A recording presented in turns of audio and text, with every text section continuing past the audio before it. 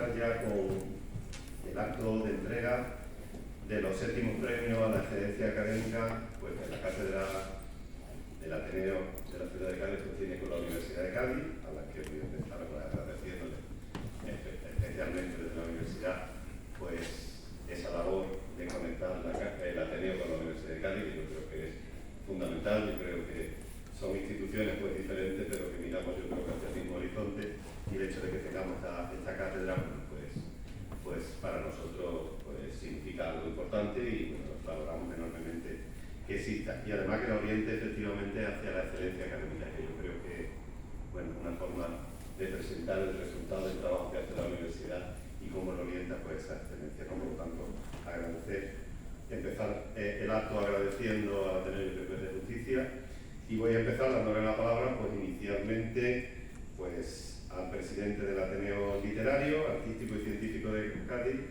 el profesor, pues también profesor de nuestra universidad, José Almenara Barrio. Así que cuando quieras. Muy bien, muchas gracias, rector.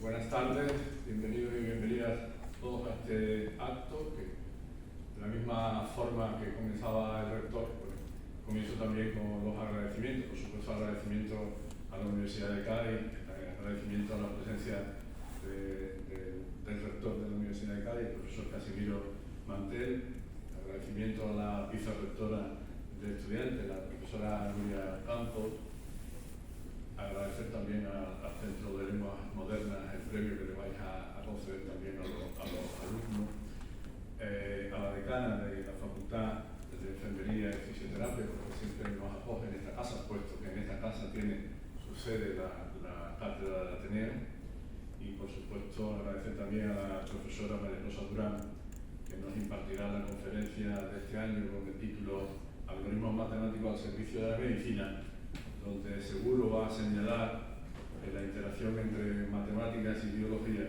es una de las áreas más apasionantes de la ciencia.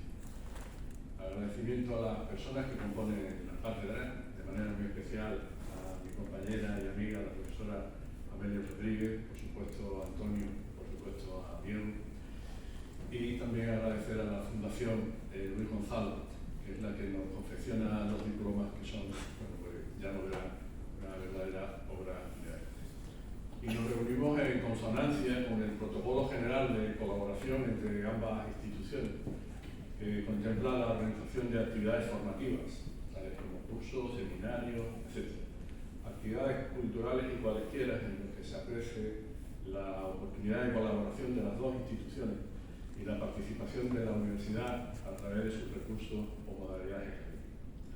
Los estatutos de la Ateneo de Cádiz además recogen entre sus fines la contribución al mejoramiento moral, intelectual y material de las personas y de la sociedad en general, mediante el desarrollo y la propagación de la ciencia, las artes y la literatura y todos los campos del conocimiento. Para ello convocamos concursos y premios, y por eso estamos hoy aquí, para hacer entrega de los séptimos premios a la excelencia académica de la Cátedra Ateneo de Cádiz de la Universidad de Cádiz.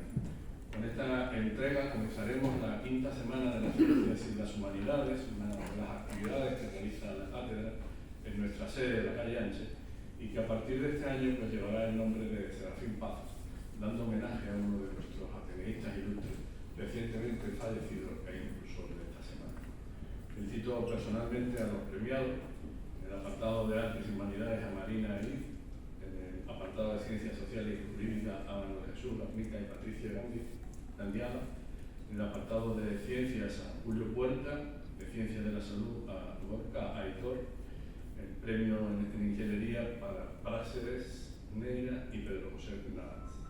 Os premiamos y os acogemos desde una institución fundada en 1858, prácticamente desde ese día no ha dejado de abrir sus puertas para todo tipo de actividades culturales, presentación de libros, debates, conferencias, y bueno, pues nuestra programación para todos la podéis ver en nuestra página.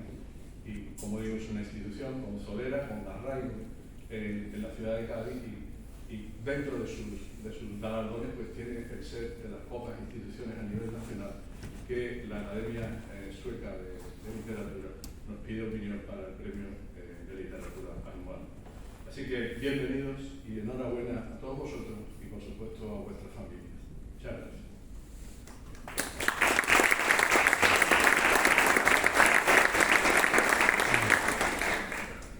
Muchas gracias, señor presidente. Y bueno, a continuación, pues la persona que nos acoge en su casa, que es nuestra decana de la Facultad de Enfermería y Fisioterapia, que siempre agradecemos, donde tiene sede la cátedra, pero bueno, es tradicional ya que hagamos los premios en esta casa y bueno, tiene la palabra nuestra decana, María José Avellán de Vaz.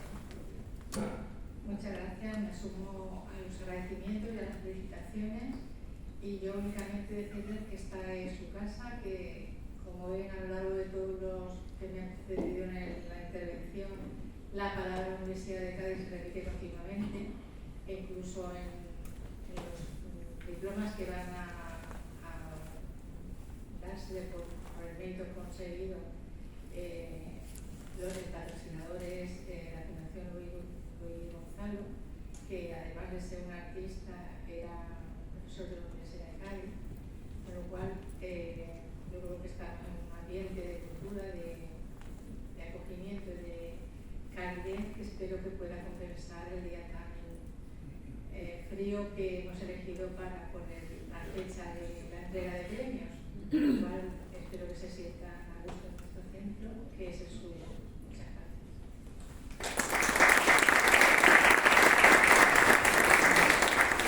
Muchas gracias, decana. Pues a continuación, pues la directora de nuestra cátedra, la profesora también Amelia Rodríguez Martín, pues tiene la palabra. Muchas gracias, señor rector. Bueno, bienvenido a todos y en primer lugar decirles que hoy es un día importante para la cátedra y para el Ateneo porque se entregan los premios a la excelencia académica, premios que ya están en su 7ª edición y de los cuales nos sentimos muy orgullosos porque cada año hay más personas que concurren a estos premios, es decir, tienen un mayor atractivo.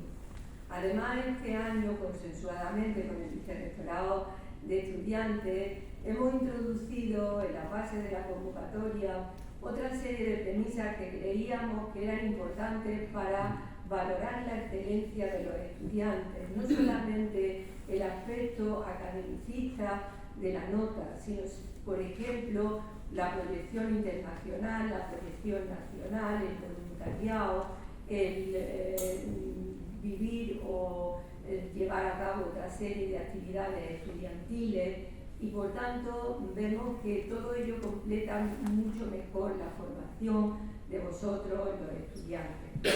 También otra novedad que se ha incluido dentro de los premios es que aparte de daros el diploma ese tan bonito que vais a ver ahora, nombraros ateneístas durante un año, exento de pagar absolutamente nada, hay también un reconocimiento por parte de la universidad de una actividad del Centro de Lenguas Modernas para que podáis cursarlo a lo largo de este año, con lo cual es otra cosa añadida que viene a completar el premio. Quiero felicitaros a los premiados, a Marina, a Manuel, a Patricia, a Julio, a Gorka, a Práxedes y a Pedro José por estos premios a la excelencia que habéis demostrado que tenéis y os deseamos que sigáis siendo excelentes a lo largo de vuestro ejercicio profesional y en un futuro. Quisiera agradecer, aunque es un premio conjuntamente de la cátedra de un Ateneo Universidad, a la universidad, en la persona sobre todo de nuestro rector, y especialmente quiero dar una especial consideración y agradecimiento a nuestra vicerrectora de estudiantes, la profesora Nuria Campos, que ha colaborado tan estrechamente en todo el proceso de la elaboración de los premios, y también al director de secretaría, Mario Crespo, que tan eficientemente nos ha ayudado, o ha realizado la validación de todo este proceso. Y ya no quiero extenderme más, simplemente pues agradecer también, aunque la cátedra está situada aquí a la decana por su amabilidad, de brindarnos las instalaciones para ejercer la entrega de los premios. Y de nuevo reiteraros mi felicitación y desearos también que vayáis colaborando con nuestro Ateneo, con las actividades culturales, y queremos ir captando cada vez más gente joven que pueda incorporarse. Soy una área nueva y tenemos muchísimas actividades y muchísimos campos en los que podéis participar. Bueno, no quiero extenderme más, simplemente ahora, con el permiso del rector, voy a dar paso a la presentación de nuestra conferenciante, que tenemos el placer y el orgullo de contar con una persona que ahora van a ver en su pequeño semblante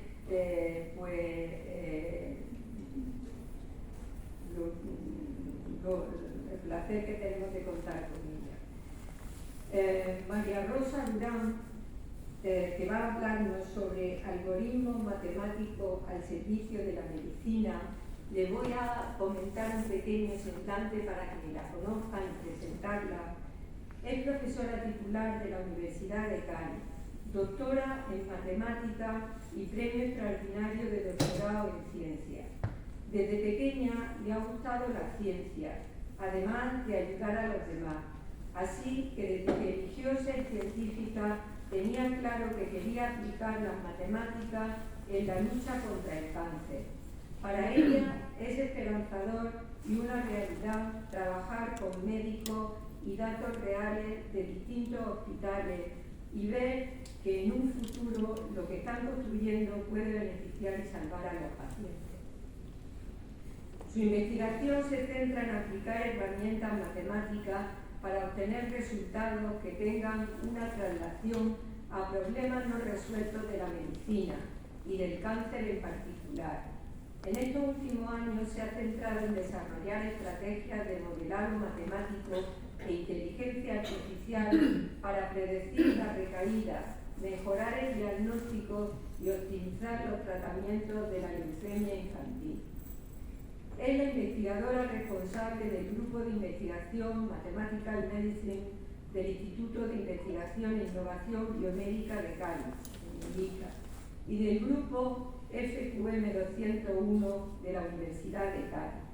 Es miembro del Grupo Mathematical Oncology Laboratory de la Universidad de Castilla-La Mancha y de la Red Nacional de Recaída de Leucemia Aguda Linfoblástica Pediátrica. A día de hoy es la investigadora principal de 4 proyectos de investigación en cáncer infantil y colabora en numerosos proyectos nacionales e internacionales en el campo de la oncología matemática. Tiene una amplia experiencia en oncología matemática y en el desarrollo de modelos matemáticos de dinámica tumoral, diabetes, leucemia, inmunoterapia, resistencia, etc., dando lugar a más de 40 publicaciones científicas ingresadas en JCR.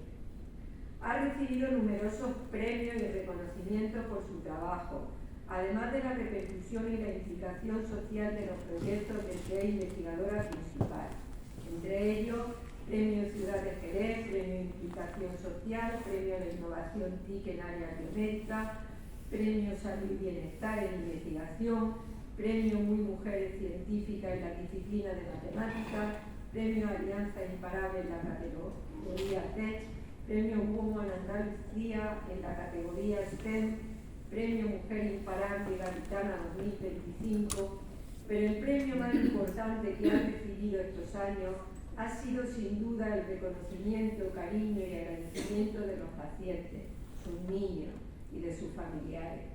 En cuanto a la divulgación científica, ha realizado numerosas actividades en este campo, destacando su colaboración y participación en actividades relacionadas con el Día Internacional de la Mujer y la Niña en la Ciencia, como por ejemplo los rostros de la investigación científica femenina en Cádiz.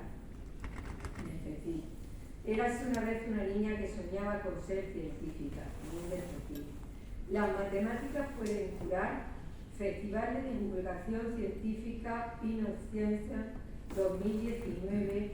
También es la responsable del taller Math and Fun, una nueva medicina, en la Noche Europea de los Investigadores.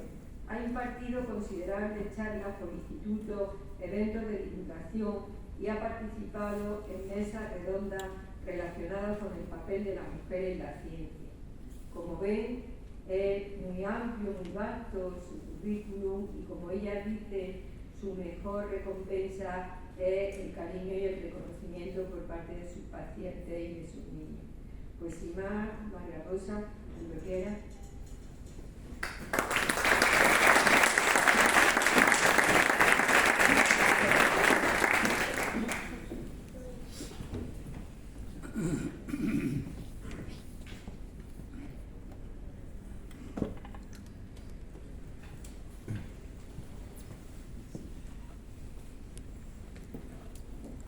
Buenas tardes a todos. Excelentísimo.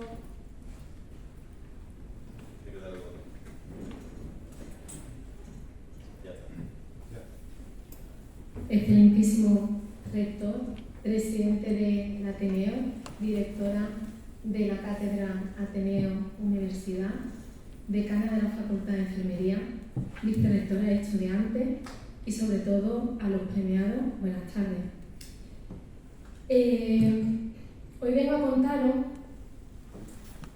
una serie de ejemplos que a lo largo de mi trayectoria científica he tenido la oportunidad o de colaborar o bien de liderar y que son claros ejemplos de cómo cuando uno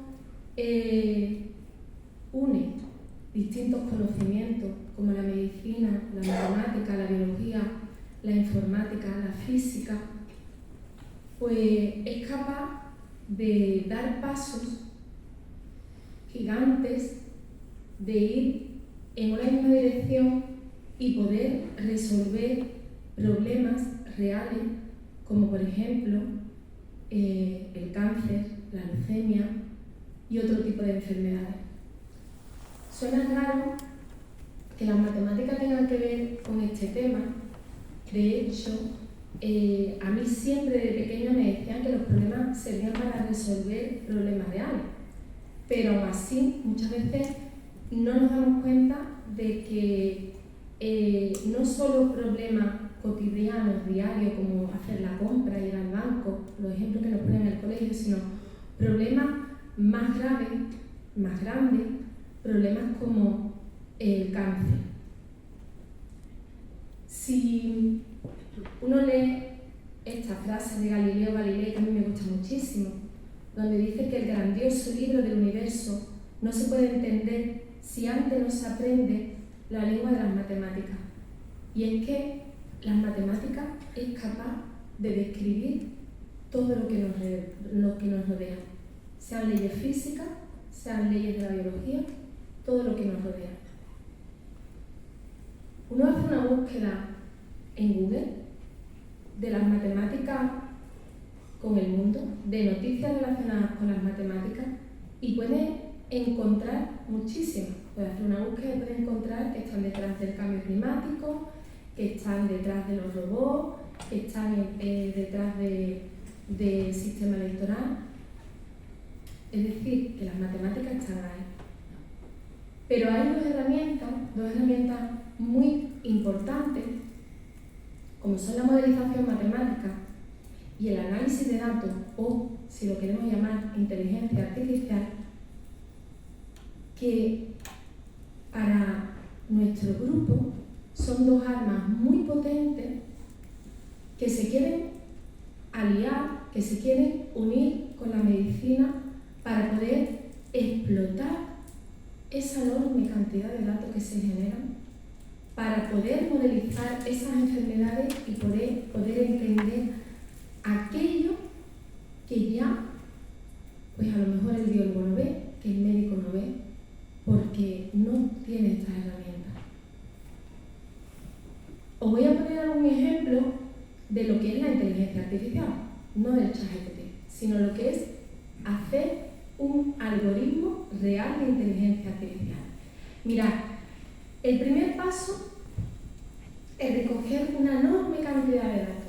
En este caso vamos a recoger una enorme cantidad de imágenes de perros y de otros animales para entrenar al ordenador, al algoritmo, y que sea capaz de identificar, pues con un algoritmo de reconocimiento de imagen, que es un perro y que no es un perro. En el momento que yo tengo alimentado y bien entrenado ese algoritmo, viene el proceso de validación. Y ahora cojo yo unas imágenes que me he guardado en el cajón de mi mesa y voy a ver si es capaz el algoritmo que hemos desarrollado en identificar y en acertar si es un perro o no. Parece que este algoritmo acierta 100%. Parece que la inteligencia artificial en un futuro puede suplantar el conocimiento humano. Yo digo que no. Un algoritmo de inteligencia artificial tiene que estar siempre supervisado por el experto, por el médico, por el matemático. No podemos dejar en manos de un ordenador una clasificación. Se puede confundir. Yo le puedo dar estas imágenes y aquí ya no me va a acertar. Le puedo dar también estas imágenes y aquí tampoco va a acertar. Por lo tanto, el ordenador, el algoritmo, se puede equivocar. Y esa sería la inteligencia artificial no supervisada por el experto. De hecho, este fin de semana estaba corrigiendo, esto es real de este fin de semana, y digo, voy a ver qué hacen mis alumnos, a ver cómo estudian. Le voy a dar uno de los ejercicios que he puesto en el examen del grado de matemática a ChatGPT. Madre mía, ChatGPT. No sé cuántas veces, casi me enfado con él, le iba diciendo que se estaba equivocando, pero si la matriz no es triangular, como me has hecho determinante así, ay, perdona, lleva razón, vuelvo a repetirlo, pero todo me lo hacía mal. Y se disculpó varias veces. Ya, pues, le dije, es más, le pregunté que qué software, qué programa estaba utilizando para hacerme los cálculos. Y me dijo que lo estaba haciendo manualmente. ¿Cómo lo hace manualmente ChatGPT los cálculos? Es que eso es. Ya no le quise decir más nada, para que me voy a pelear con una máquina. Bueno, en cuanto a movilización matemática, y más estos días, y más que no vemos esos rayitos de sol, no paramos de mirar todas las mañanas, por la noche cuando nos acostamos, nuestra aplicación del móvil del tiempo. Incluso discutimos, a mí me da un 100%, a mí me da un 80%, dentro de una hora ha cambiado, ha bajado, ha subido, y pensamos que esa aplicación del tiempo es a lo mejor pues una bolita mágica que yo le voy a preguntar y que me va a predecir lo que va a ocurrir. Pues no, no es una bolita mágica. Son unas ecuaciones, un modelo matemático que simula un fenómeno real, leyes físicas como son las del tiempo, y que se alimentan de los datos que tenemos actuales. Y cuanto más precisos sean y más tengamos, mejor va a ser el modelo, mejor va a ser la predicción.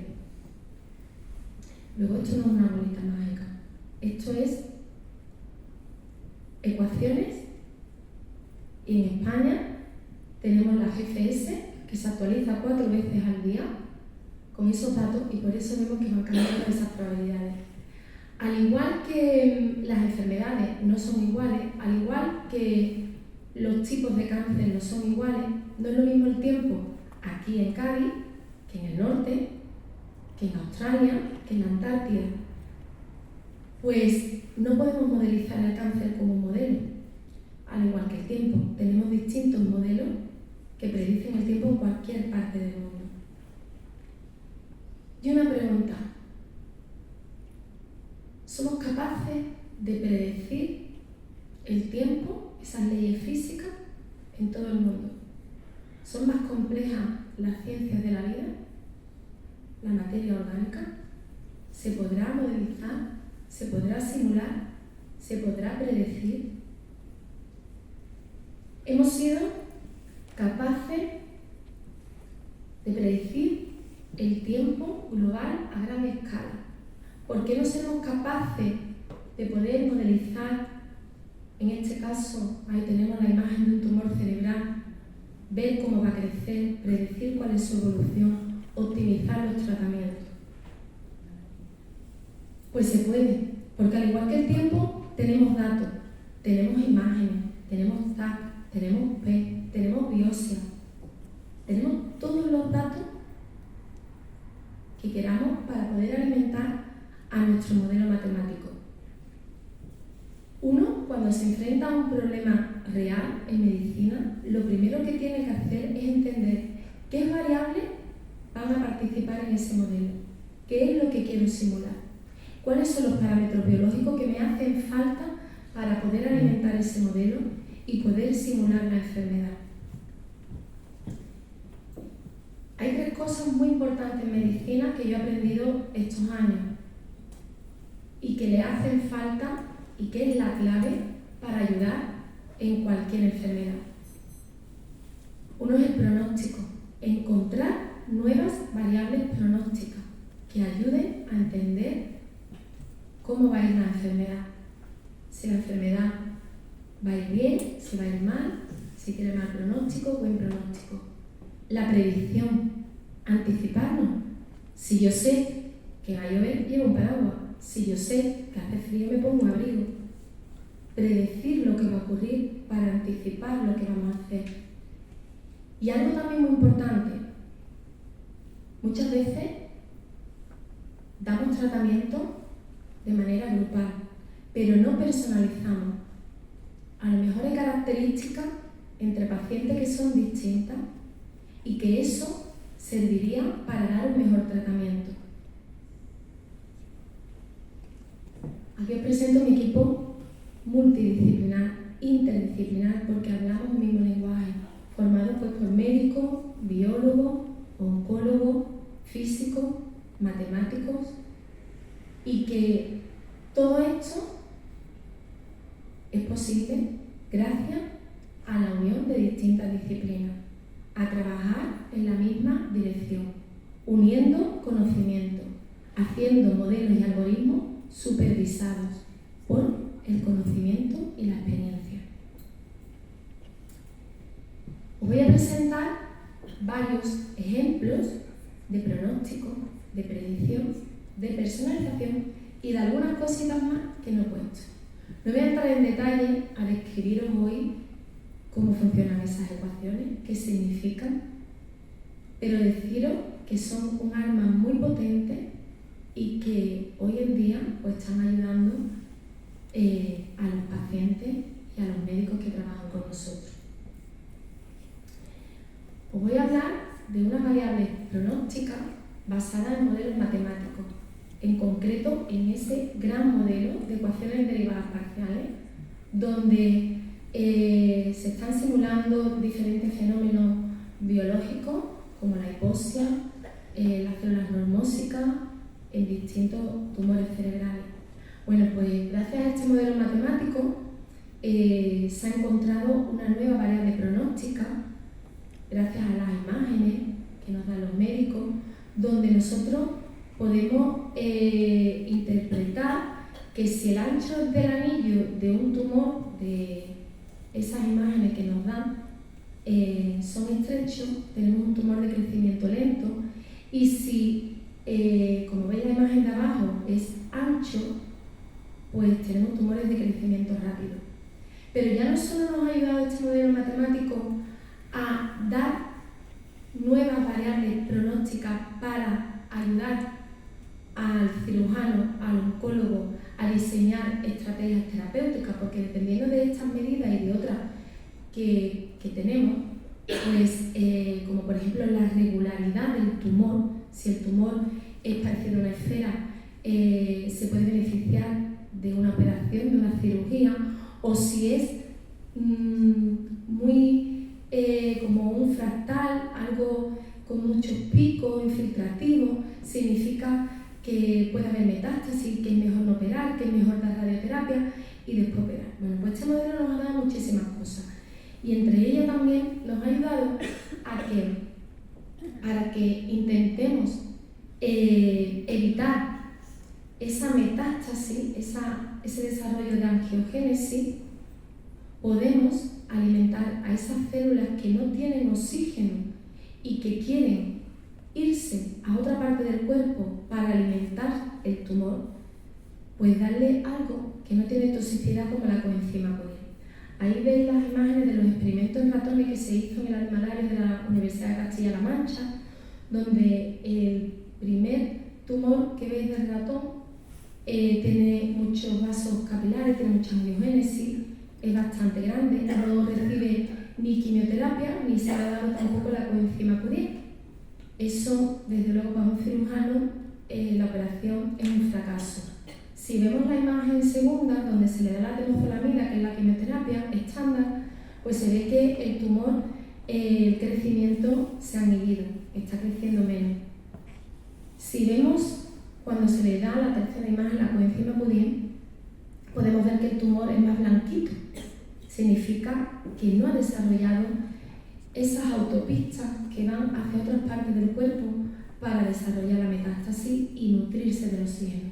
Pero si le damos la combinación de la coenzima Q10 más la quimio, tenemos una pequeña bolita, no tenemos esas carreteras, esa angiogénesis, y la operación es un éxito.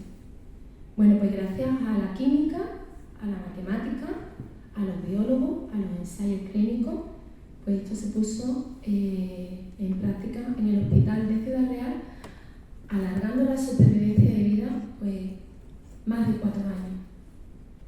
Bien, os voy a hablar también de predicción y personalización mediante modelos y algoritmos matemáticos en el cáncer más frecuente en la infancia. El cáncer infantil está considerado una enfermedad rara por la incidencia.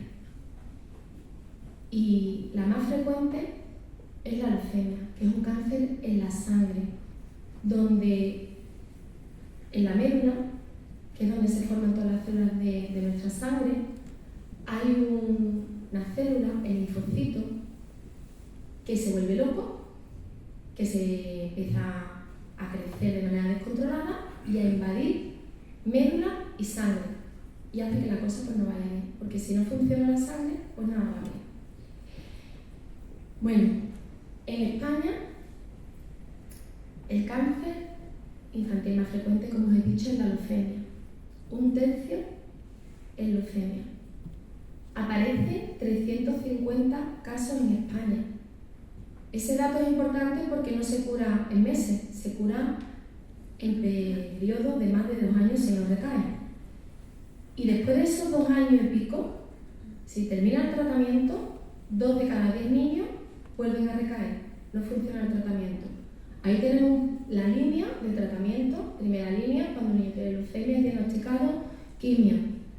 Termina el tratamiento después de 2 años y pico, recae, más quimio, más agresiva, que no responde a la quimio, trasplante de médula, que el trasplante tampoco funciona o no llega, la famosa inmunoterapia, que cuesta más de 400.000 euros. Luego aquí intervienen las matemáticas, porque nosotros podemos predecir lo que va a ocurrir analizando el volumen tan grande de datos que tenemos y podemos, al anticiparnos lo que va a ocurrir, personalizar este esquema. Si la quimio no te va a funcionar, me voy a la más agresiva. Si sé que tampoco va a funcionar, me voy directamente ya a la inmunoterapia. Bueno, nos recorrimos todos los hospitales de España. No todos han colaborado, pero muchos sí que nos abrieron las puertas y colaboran con nosotros ofreciéndonos los datos de las médulas de esos niños que ya han terminado el tratamiento, que sabemos que están libres de enfermedad o que han recaído, porque es muy importante enseñar al algoritmo con una enorme cantidad de datos y sabiendo lo que ya ha ocurrido, poniéndole una etiqueta. Tenemos las médulas al diagnóstico y tenemos las médulas al seguimiento en los días más importantes de la enfermedad durante el tratamiento, el día más 15, el día más 33 y el día más 78. Fijarse que ese volumen de datos no lo iba a dejar pasar, pero como sé que me acompañan aquí algunos matemáticos, esos datos de la médula son pasados por un aparato en el laboratorio que se llama citómetro de flujo y es capaz de recoger toda la información que expresa cada célula de la médula en la superficie de la célula, y para nosotros los matemáticos eso es algo brutal, porque es una matriz, porque cada fila es una célula y cada columna es una característica, una proteína, una expresión molecular de la célula. Los médicos son capaces de verlo bidimensionalmente, esos datos, a ojo, pero nosotros somos capaces de, yo tengo ahí la matriz de cada niño que ha ido bien, niño que ha recaído. Pues vamos a intentar buscar esos algoritmos que sean capaces de identificar diferencias entre los niños que recaen y los niños que van bien. Para que cuando venga un niño nuevo, mi algoritmo sea capaz de predecir lo que va a ocurrir y ya anticiparme y ya optimizar el tratamiento y personalizar. Bien, una de las herramientas, porque hemos hecho muchísimas, me podría llevar aquí toda la tarde y a mis pobres premiados no le damos el premio. Uno de los más importantes es que mediante una herramienta matemática que nadie se lo podía imaginar como es el análisis topológico, hemos podido encontrar que hay marcadores entre los grupos de niños que recaen y no recaen, donde se ven diferencias desde el punto de vista de la forma. Podemos ver que en las primeras imágenes que tenemos arriba, donde se ven el grupo de los pacientes naranjas, que son los niños que recaen, que los niños que recaen llegan a tener, la imagen A2, dos componentes, dos circulitos, dos componentes con esa. La imagen B2 solo hay un circulito. Eso significa, biológicamente, que cuando la enfermedad va mal, las células tienen más mutaciones, la población es más heterogénea y el comportamiento es más diferente. Y la B2, que son los niños que no recaen, que van bien, se puede decir que solo tiene un clon leucémico, una población leucémica, es más homogénea la enfermedad y el tratamiento va bien. Al igual que las imágenes que tenéis a la derecha, podemos ver que los niños que recaen hemos encontrado que tienen más agujeros en otros marcadores y que los niños que no recaen podemos encontrar menos agujeros. Lo mismo, la enfermedad, cuando tiene más poblaciones, más clones, tienen más homogeneidad, más heterogeneidad, y cuando la enfermedad va bien, es más homogénea. Pero claro, a un médico tú no le vas a dar el algoritmo, ni le vas a poner a hacer esas bolitas, unir esos símplices, esos radios, esos dibujitos, contar agujeros. Efectivamente, aquí viene también la ingeniería informática, la forma de crear una interfaz, algo que en la rutina clínica al médico le sea muy fácil.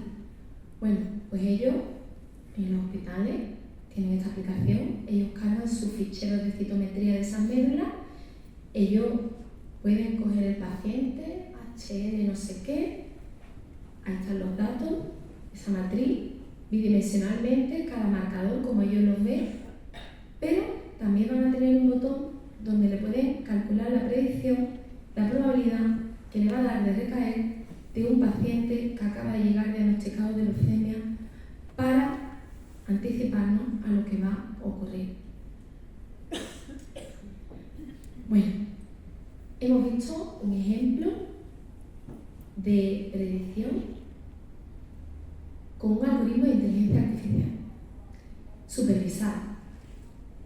Pero ahora vamos a ver cómo también la modelización matemática, al igual que los modelos matemáticos del tiempo, nos pueden ayudar para diseñar estrategias óptimas de tratamiento que nos puedan ayudar a dar una cronoterapia.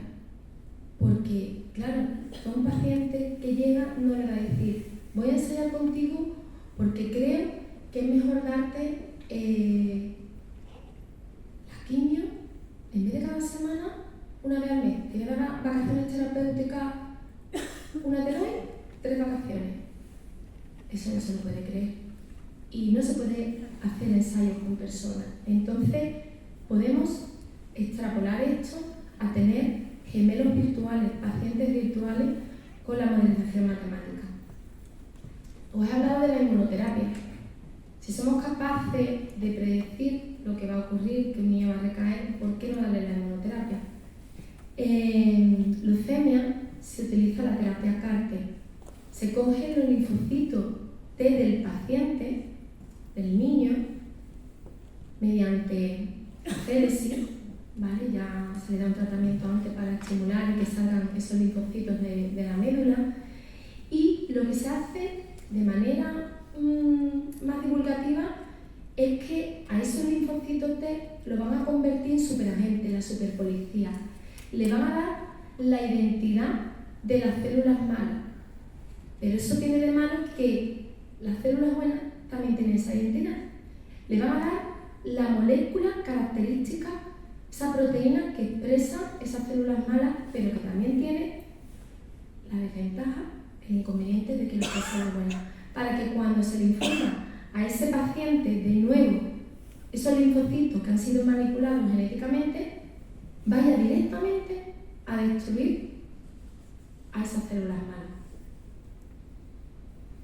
Esto es parecido, os voy a poner un vídeo, a un sistema, a un modelo que en matemática llamamos el modelo Roca-Volterra, donde ese linfocito T, ese superpolicía, es el depredador y la célula cancerígena, la leucemia, es la presa. Bueno, pues la presa, pues podemos tener un nivel muy alto, igual de células cancerígenas, metemos una pequeña población de depredadores y hay un momento de expansión porque el depredador se va alimentando de la presa cae y el depredador sube. Pero es que claro, si la presa cae, el depredador ya no tiene alimento y vuelve a caer y le da tiempo a la presa a subir. Entonces, uno no vive sin el otro. La inmunoterapia en leucemia no cura, controla la enfermedad, igual que ocurre aquí. Controla. Y tenemos un problema. Si el depredador muere, si el depredador se agota, la enfermedad también aparece. Estamos ante que la inmunoterapia es uno de los tratamientos más esperanzadores que tenemos, pero tenemos que también seguir investigando porque muchas veces también se agota y hay que ver por qué ese agotamiento. Aquí os voy a poner un vídeo de cómo esas células CAR se pegan a una célula cancerígena, las células T, y las destruye. Y ahora vamos a ver cómo somos capaces, con un modelo matemático, de simular todo esto, de tener un paciente con una cantidad de células cancerígenas, con una cantidad de células sanas más pequeña, porque las células cancerígenas también desplazan a las sanas, y le vamos a infundir, que depende de la cantidad del peso también del niño, una pequeña infusión de esa inmunoterapia, de esa superpolicía. Bueno, esto es un modelo matemático sencillo en el que le doy a mis alumnos de máster y que ellos mismos, con datos reales de niños que se han beneficiado de esta terapia, son capaces de reproducir con los parámetros biológicos, con la capacidad de proliferar de las células cancerígenas, la capacidad de destruir las células a la leucémica y a la sana, son capaces, como veis en la imagen derecha, de reproducir cómo la inmunoterapia es capaz de controlar la leucemia. ¿Y todo esto para qué? Pues para poder tener gemelos virtuales, pues para poder no hacer ensayos con pacientes, para poder meter las características específica de ese niño y poder tener un gemelo virtual en el ordenador para poder ver cuál es el tratamiento más óptimo, cómo se lo podemos dar, si hace falta consolidar con un trasplante, si hace falta darle antes más quimioterapia, si puedo volver a infundir o no, si lo pierde, ¿qué hago? Poder analizar esas características. Al igual de diseñar distintas estrategias.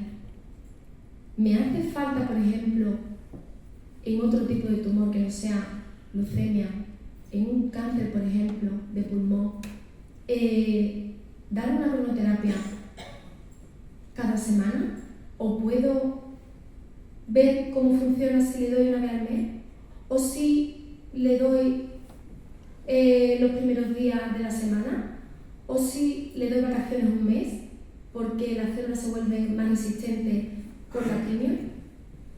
Podemos meter el tratamiento en un modelo, podemos simular la respuesta del tratamiento, podemos meter, como veis, esa línea horizontal amarilla, la toxicidad, porque los pacientes también mueren de toxicidad. Y podemos diseñar diferentes estrategias simulando con nuestro gemelo virtual, con nuestra medicina personalizada.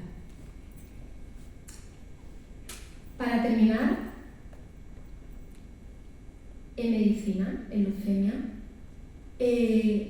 os he puesto 3 palabras muy importantes: pronóstico, predicción y personalización. Pero hay una que me gusta más todavía, y es en la que nos vamos a aventurar este año, en la prevención, mediante modelos matemáticos y algoritmos matemáticos, es decir, que no ocurra la enfermedad.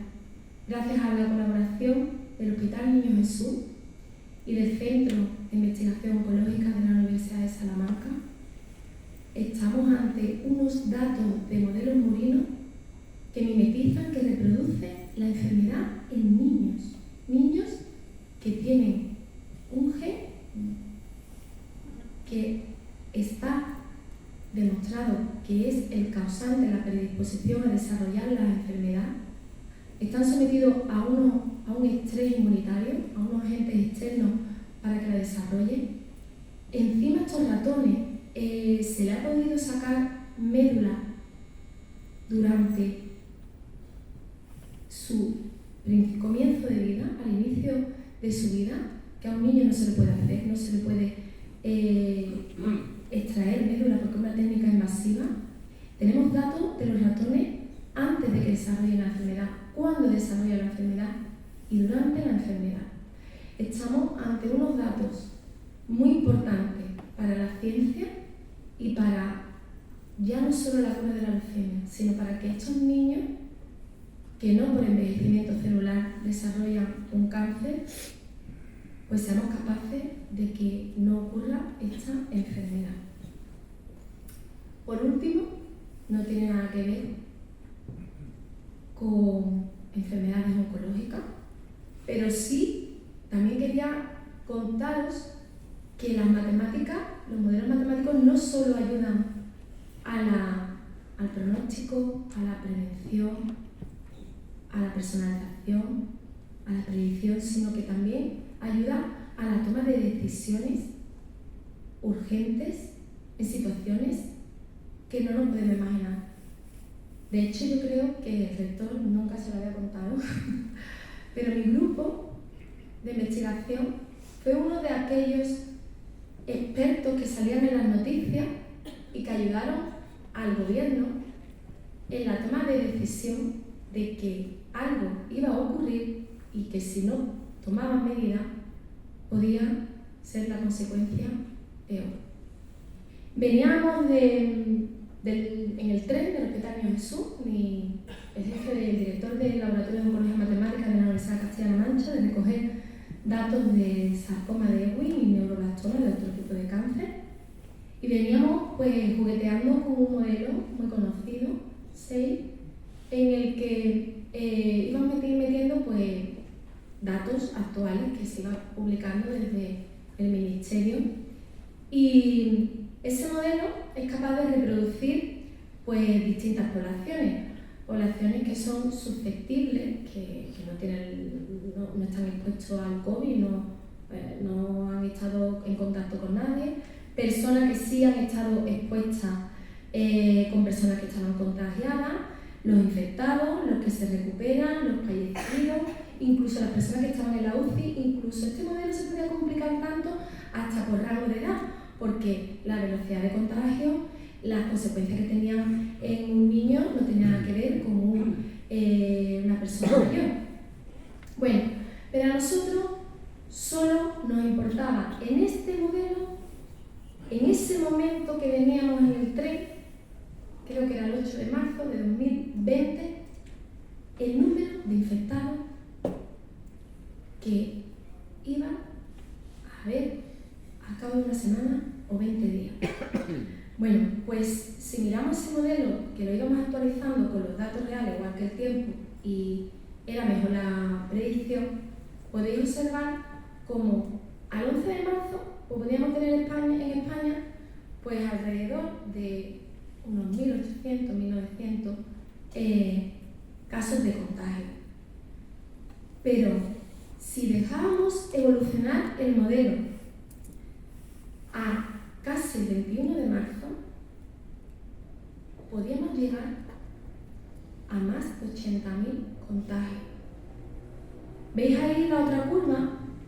Que es cuando realmente toman medidas y nos confinamos, cómo se va cayendo esa curva, cómo esa curva exponencial ya no crece. Pero esto es lo que iba a ocurrir si no tomábamos medidas. Es decir, las matemáticas también ayudan a tomar decisiones. Y no te digo cómo fueron los medios, pero todos los días, el presidente del gobierno recibía un informe formal sobre las predicciones tanto de infectados y fallecidos en España como en otros puntos del mundo. Bien, pues aquí se ve cómo al final los algoritmos matemáticos se pueden poner al servicio de la medicina, al servicio de la vida. Y como nos definen algunos amigos, compañeros, mi grupo de investigación formamos la ecuación perfecta entre conocimiento, generosidad, esperanza, aportando todo lo que hacemos al servicio de la sociedad, de la medicina, de la salud y, como nosotros decimos, de nuestros niños. Si el día de mañana se beneficia a algún niño, todo esto habrá valido la pena. Muchísimas gracias.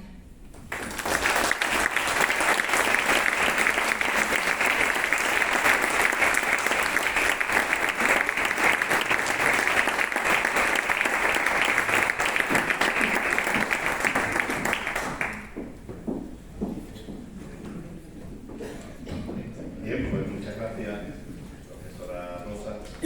Pasamos ya ahora a la parte, bueno, yo creo que es el núcleo central del acto que tenemos hoy, que es la entrega de los premios, y para ello le voy a dar la palabra pues a la directora de la cátedra, que hará la lectura del acta y el llamamiento. Bueno, para la entrega de los premios, el secretario de la cátedra, el doctor Antonio Ares, va a dar la lectura al acta y va a ir llamando a los premiados. Acta de los 7º premios a la excelencia académica convocados por la Cátedra Ateneo Universidad de Cádiz. Siendo las 11 horas del día 10 de diciembre de 2025, se reúne en la sede del Rectorado de la Universidad de Cádiz, antiguo Hospital Real, el jurado de los premios a la excelencia académica convocados por la Cátedra Ateneo UCA. El mismo ha estado compuesto por Casimiro Monter, rector de la UCA, José Almenara, presidente del Ateneo, Amelia Rodríguez, directora de la cátedra, Nuria Campos, vicerrectora de estudiantes, Gonzalo Santiago, en representación del alumnado, y el que le habla, Antonio Ares, como secretario de la cátedra. Después del estudio de las diferentes candidaturas presentadas y a tenor de las bases de la convocatoria, se decide conceder los siguientes premios. Premio en el apartado de Arte y Humanidades a Marina e Iris Salazar.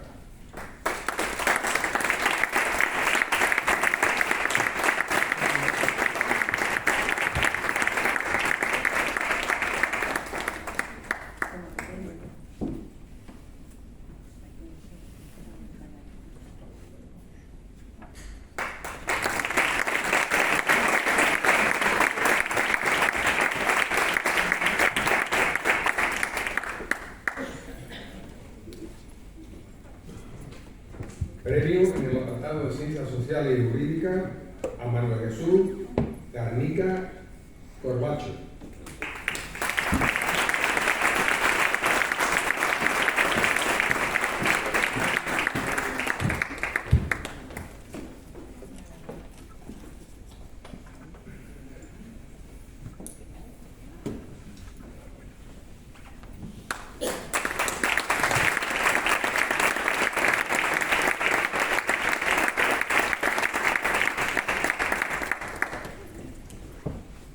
Y a Patricia Gandiaga Gavilán.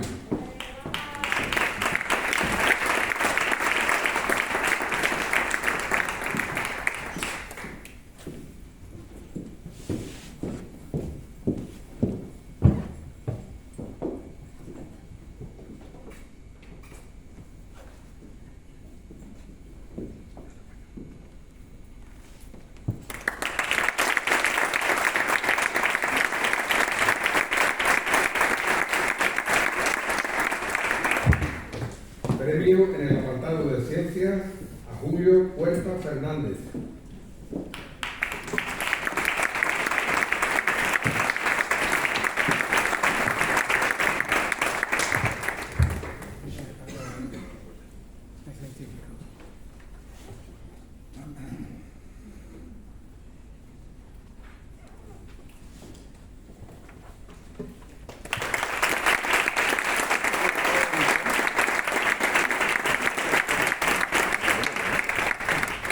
Premio en el apartado de Ciencias de la Salud a Gorka Aitor Carrión Jiménez.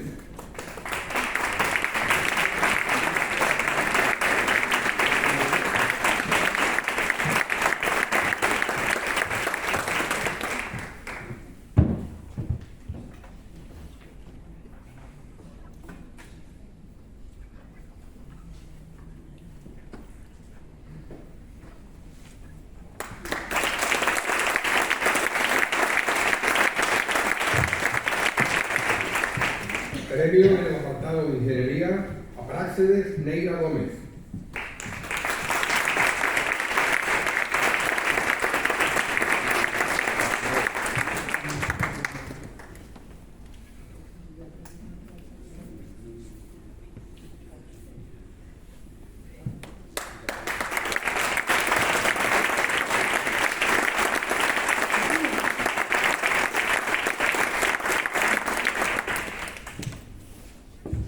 Y a Pedro José Nava Pérez.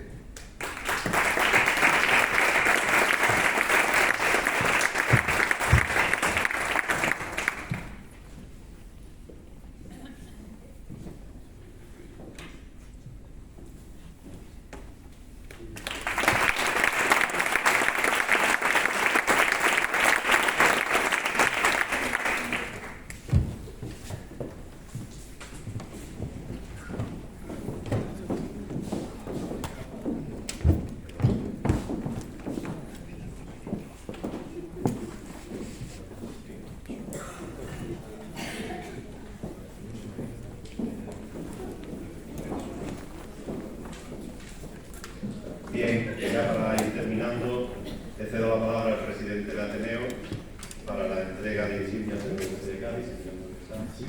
Bueno, pues para terminar, quiero darle también las gracias a la profesora María Rosa Durán por la excelente conferencia que nos ha brindado. Un tema tan complejo, yo creo que lo ha hecho amable para todos los que estábamos aquí. Y también una llamada de atención a los premiados después de la conferencia. Aquí hay egresados de ciencias, de ingeniería, de enfermería, de filología.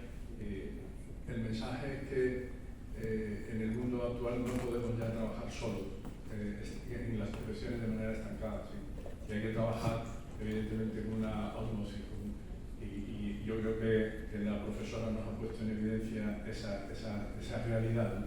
Es decir, todos los que estáis aquí, todos los egresados que estáis aquí, de ciencias, de ingeniería, de enfermería, todos yo creo que podéis trabajar de manera conjunta. Y creo que ese es el futuro. Yo creo que la conferencia nos ha mostrado el futuro, hacia dónde va la ciencia, hacia dónde va la medicina y por supuesto hacia dónde va la unión también de las ciencias y de las humanidades.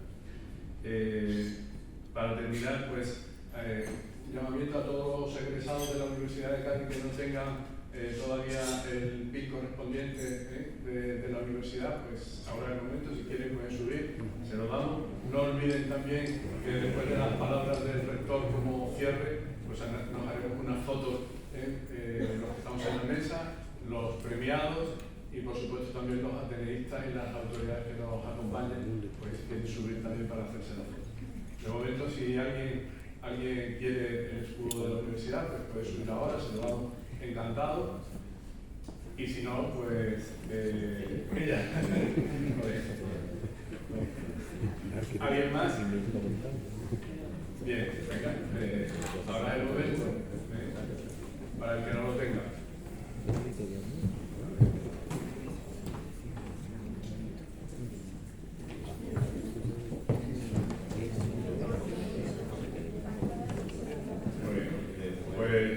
Nada, de nuevo daros la enhorabuena a todos los premiados y a las familias y por supuesto le doy la palabra al señor rector para que clausure.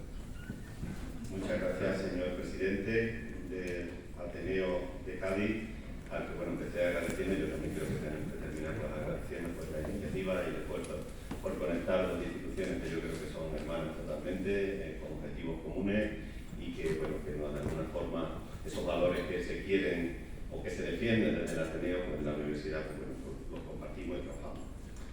Agradecer también a la decana por siempre brindarnos este salón, que es una maravilla, el espacio que tenemos, el entorno en el que estamos. De verdad que el día, pues al principio estaba peor, pero con la tarde ha mejorado y al final se hace un acto muy agradable en este espacio. Y agradecer a la decana, a la directora de la cátedra, por el trabajo que está haciendo. Y voy a terminar comentando algunas cosas de esas que uno tiene en la memoria con la profesora María Rosa, a la que conocí en el año 2011, ¿puede ser? 2011, que se acababa de incorporar a la Universidad de Cádiz como profesora de matemáticas. Voy a contar esto una anécdota, no sé si estas cosas se pueden contar.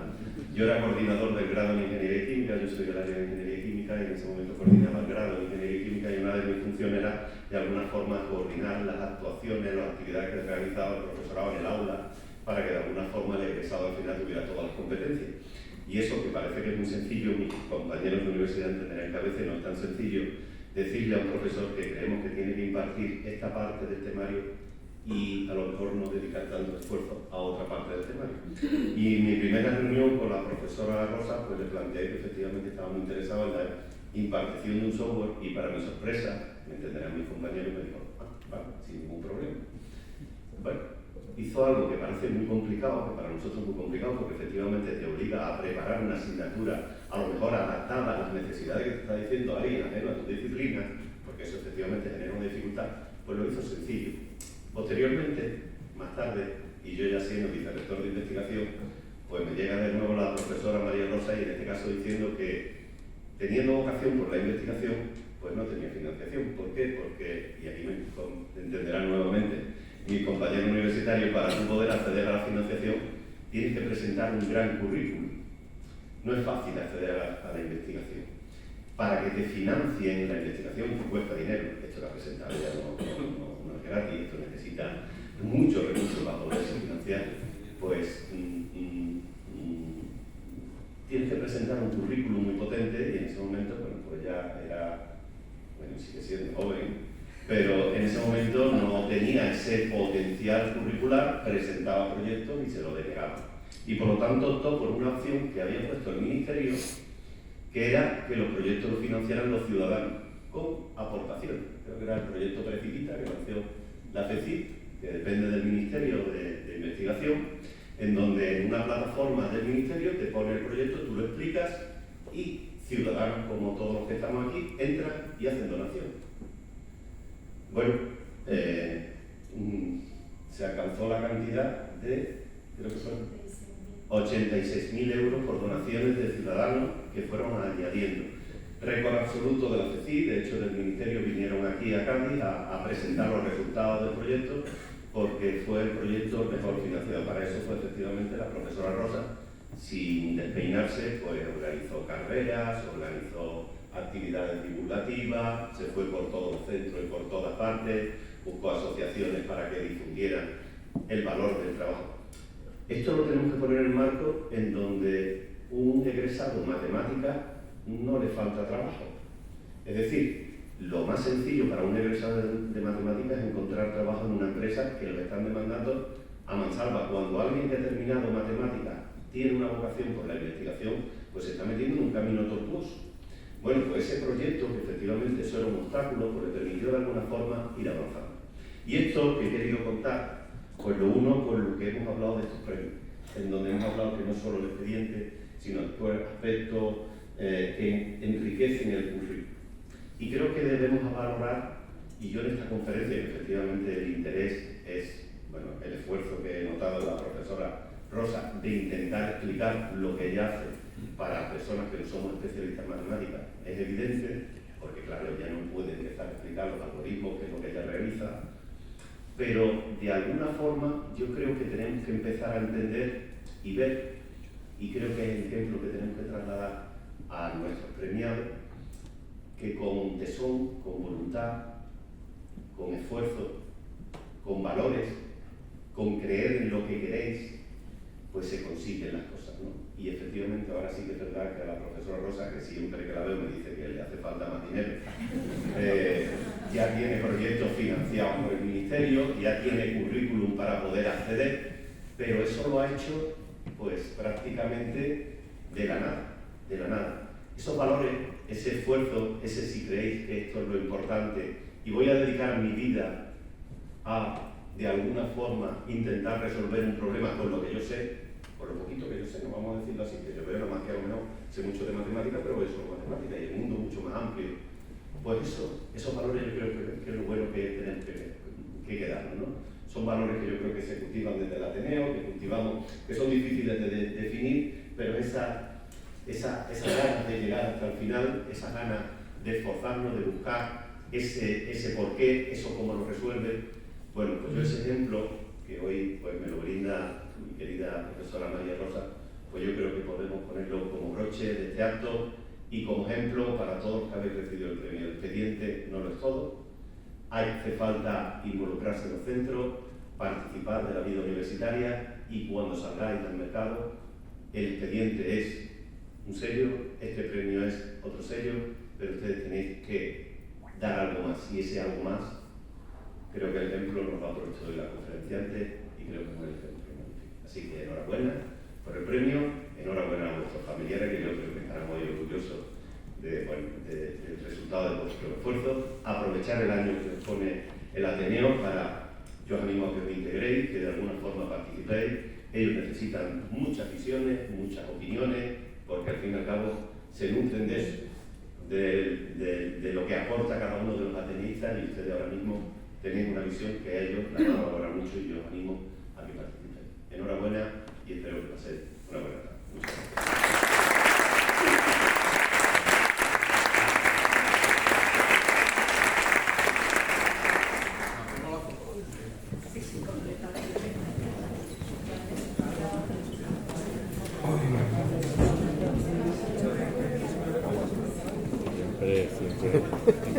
Y alto, y alto. Harto. ¿Eso te olvides? Ahora sale gordo. Cuando me cae más, así.